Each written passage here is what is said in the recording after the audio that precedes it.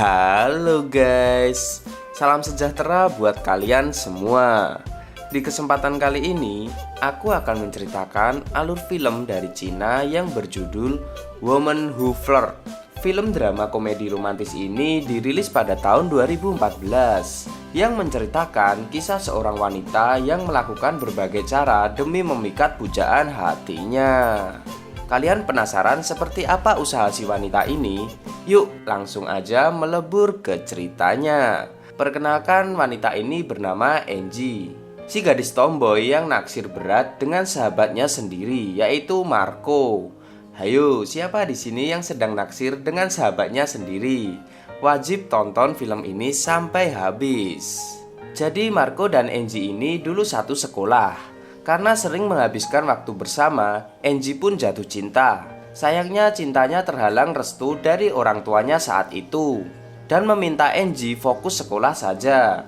Sedangkan Marco, ia menganggap Angie hanya sahabat saja. Karena Angie sangat tomboy dan tidak seperti wanita idamannya yang anggun, manja, kalem-kalem gitulah. Setelah lulus, Angie tetap memelihara rasa cintanya pada Marco dan memilih cari pekerjaan di Shanghai demi bisa selalu dekat dengan Marco. Ya bucin level dewa pokoknya lah si Angie ini. Angie ini juga sudah sangat dekat dengan ayah Marco. Dia sangat perhatian dan selalu memberi kado tiap ayahnya ulang tahun. Namun suatu sore, dengan santuy Marco cerita jika baru saja bertemu dengan seorang wanita idamannya. Kalau sebagai sahabat harusnya Angie senang dong ya. Tapi tidak, Angie malah patah hati mendengar hal itu. Marco cerita jika ia baru saja bertemu wanita muda saat perjalanan bisnis ke Taiwan. Wanita itu bernama Haley. Saat di dalam bis, mereka duduk bersama dan Haley pun ketiduran di bahunya. Wanita itu seksi dan manja. Marco pun merasa ingin melindunginya dan mereka pun memutuskan untuk berpacaran. Angie curhat pada teman-temannya jika Marco sudah punya pacar. Padahal selama ini Angie sudah banyak memberi kode, tapi Marco ini tidak peka-peka. Giliran ketemu wanita baru, dengan mudah langsung pacaran. Teman-teman Angie pun tak terima dan langsung tahu jika Haley adalah wanita genit dan pandai merayu. Teman-temannya menyarankan untuk move on aja, tapi Angie tak mau. Ya sudah, tak ada jalan lain selain membuat Angie menjadi wanita yang menarik dan menggoda. Jadi Angie ini adalah atasan Marco di kantor. Saat usai rapat dengannya, Marco buru-buru izin pulang untuk menemui cewek manjanya.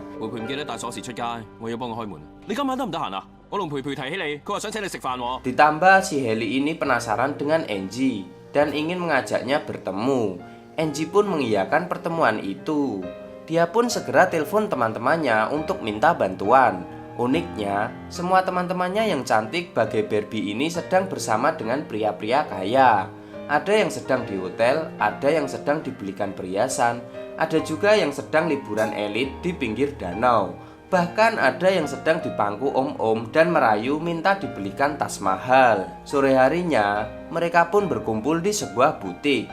Satu persatu mengajarinya bagaimana cara menggoda pria secara profesional. Dari bahasa tubuh yang manja, pakaian super seksi, hingga ide gila untuk pura-pura menjatuhkan barang agar bisa membungkuk dan memperlihatkan gunung kembarnya.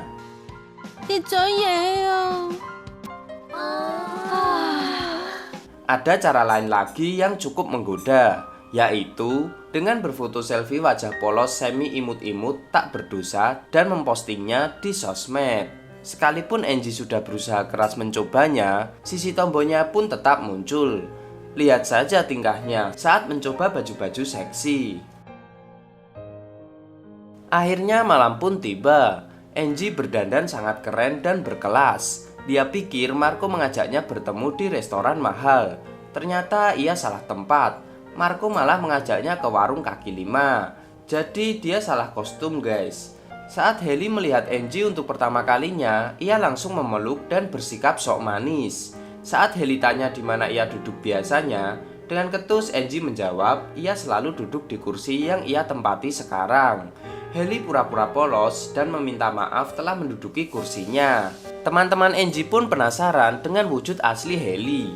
Akhirnya Angie memfotonya. Teman-teman Angie makin gemas dong melihat si cewek genit ini. Hailey makin berusaha membuat Angie cemburu. Dia bilang punya baju-baju sebagus yang Angie kenakan, tapi ia tak akan memakainya karena akan terlihat seperti badut. Angie pun makin kesal karena merasa diejek. Ditambah Marco juga ikutan mengejek Angie jika dandanannya hari itu lebih mirip Lady Gaga saat mau konser. Belum sampai di situ, si cewek ini sok-sokan gemas dengan Marco dan mencubit mesra bibirnya. Saat tahu jika daging yang sedang mereka makan adalah daging kelinci, Hailey bikin drama menangis karena kasihan dengan kelinci yang lucu.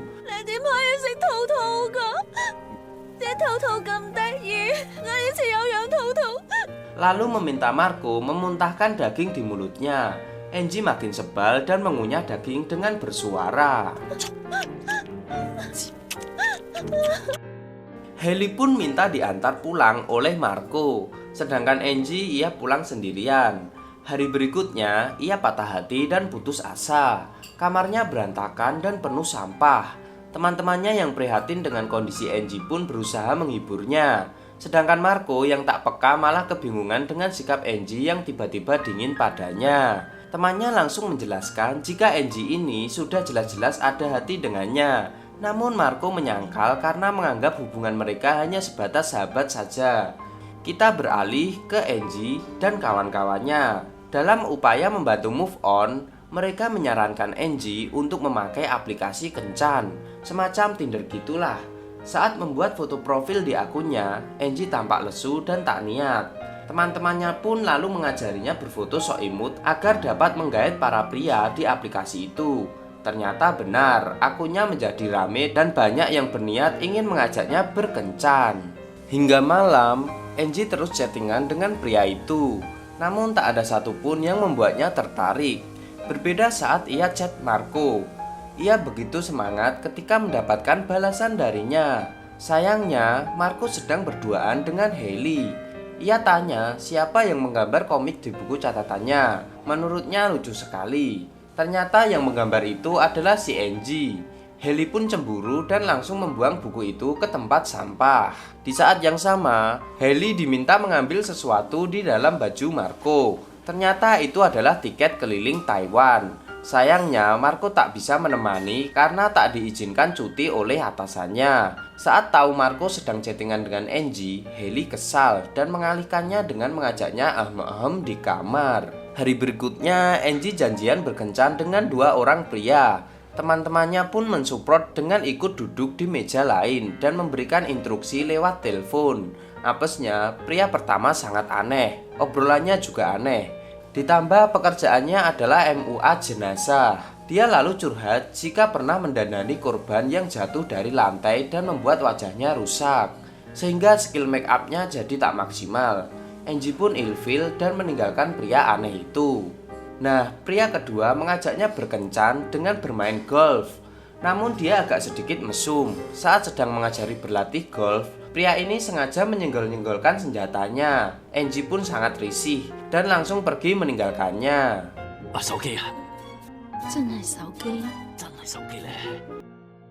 Teman-temannya kesal karena tak ada satu pria pun yang berhasil kecantol dengan Angie. Sambil mencuri buah jeruk milik tetangga, mereka mengajari Angie mengucapkan rayuan dengan intonasi menggoda.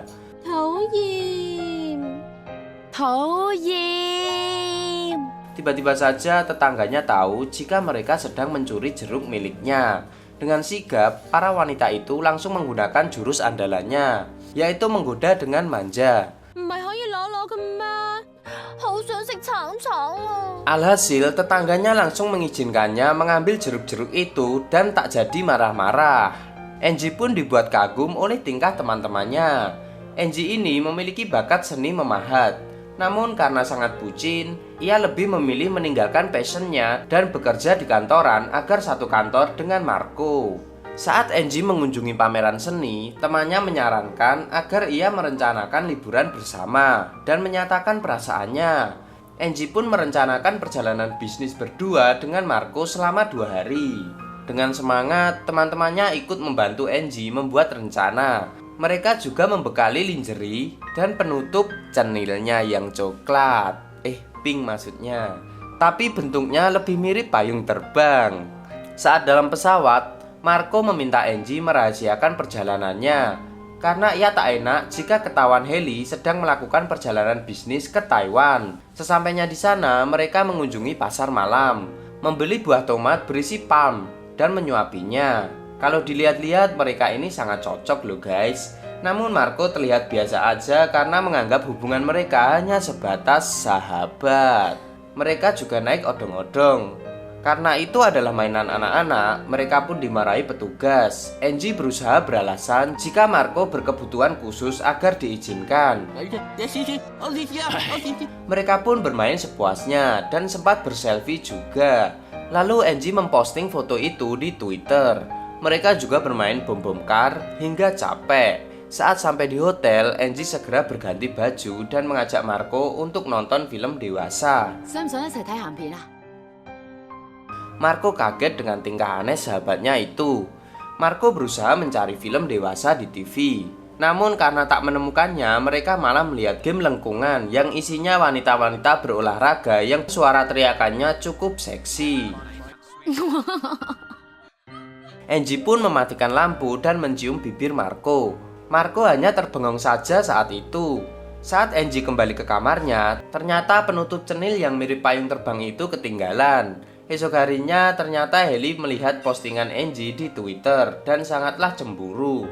Ia langsung menelpon pacarnya untuk segera datang ke hotel dan bilang ia baru saja mengalami kecelakaan. Mereka berdua pun menyusul ke hotel Hailey. Saat sampai di sana, ternyata Hailey tak benar-benar kecelakaan. Ia pura-pura habis jatuh dari kasur dan menempelkan Hansaplast kecil di pahanya. Angie pun makin kesal dengan kelakuan Hailey yang lebay. Kita kembali ke teman Angie. Jadi ia ini hanya selingkuhan dan memaksa kekasihnya segera putus dengan pacarnya. Awalnya pacarnya menolak karena sudah berpacaran selama 7 tahun. Namun dengan rayuan mautnya sambil menjulur-julurkan lidahnya, si cowok ini pun akhirnya luluh. Oke, kita kembali lagi ke Angie. Ia tak terima dengan sikap Hailey. Dengan ikutan sok manis, ia pun mengajaknya bersepeda bertiga. Di tengah bersepeda, mereka mampir ke kedai untuk ngopi sebentar. Di sini Hailey terlihat sangat caper dan guyonannya terlihat jayus. Marco yang awalnya tak nyambung pun berusaha ikut-ikutan tertawa. Sedangkan Angie terlihat sangat muak dengan tingkah mereka. Mereka pun melanjutkan bersepeda dan mampir berselfie di rel kereta api. Di sini Hailey sengaja menyuruh Marco membelikan teh botol sosro agar bisa ngobrol berdua dengan Angie. Hailey lalu jujur jika dia sebenarnya tak benar-benar suka dengan Marco. Ia adalah fuck girl yang suka mempermainkan lelaki. Ia sangat puas jika dipuja-puja. Saat ia bertemu Marco pertama kali, Marco terus-terusan membicarakan Angie. Hailey pun tak terima dan merasa tertantang untuk bisa menaklukkan hatinya. Angie pun makin kesal karena tahu kenyataan jika pujaan hatinya hanya dibuat mainan saja. Saat Marco datang membawa teh botol sosro, dengan licik Hailey menangis terseduh-seduh di depan Marco seolah-olah baru saja dimarahi Angie. Marco bingung apa yang sedang terjadi dan lebih membela pacarnya. Angie makin kesal dan memilih pergi meninggalkan mereka berdua. Dengan hati yang hancur, ia mengunjungi pameran seni pahat sendirian. Ia teringat semua kenangan dan perjuangan yang telah ia lakukan demi Marco hanyalah sia-sia. Sedangkan Marco masih berusaha menghubungi Angie, namun HP-nya tak aktif. Lalu ia menanyakan apa yang sebenarnya terjadi, dengan maksud agar dibela. Hailey pun cerita semuanya. Marco langsung marah karena sikap Hailey berlebihan. Ia pun tersadar jika wanita-wanita penggoda seperti Hailey jarang memiliki hubungan yang langgeng dan kehidupan cinta yang layak. Itu akibat karena menggoda berlebihan, serta bicara manjanya sangatlah mengganggu dan merepotkan. Sekakmat, Hailey pun tak bisa menjawab apa-apa karena malu. Marco lalu berusaha mencari Angie. Sayangnya Angie sudah meninggalkan kota itu dan kembali ke Shanghai. Saat ia kembali ke kantor, ia bertanya pada rekan kerjanya karena Angie tak terlihat lagi. Ternyata Angie telah mengundurkan diri. Malam harinya, Marco terus-terusan memikirkan Angie sambil memandangi buku catatannya. Ia juga teringat masa-masa indahnya di kuliah dulu saat bersamanya. Angie ini gadis yang baik, ia banyak sekali membantunya. Bahkan saat sepedanya dicuri, dia datang untuk menjemputnya. Kini harus diakui jika Marco merasa sedih dan kehilangan sosok Angie. Pagi harinya ia diberitahu ayahnya jika sebenarnya Marco juga mencintai dan nyaman dengan kehadiran Angie.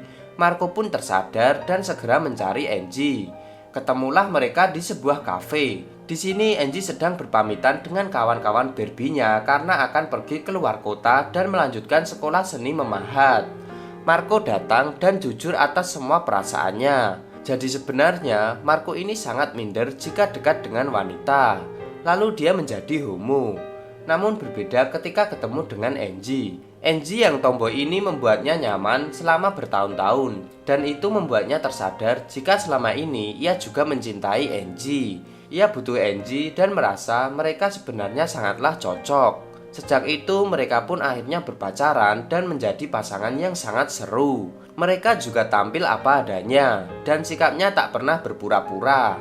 Angie juga menjadi dirinya sendiri yang tomboy, santuy, dan asik. Film ini ditutup dengan adegan mirip film Ghost, di mana Angie sedang memahat patung, lalu Marco datang dan menggodanya. Saat akan bermesraan, Marco keburu kedinginan dan mau pinjam bajunya. Ya udah nggak jadi deh, film pun tamat.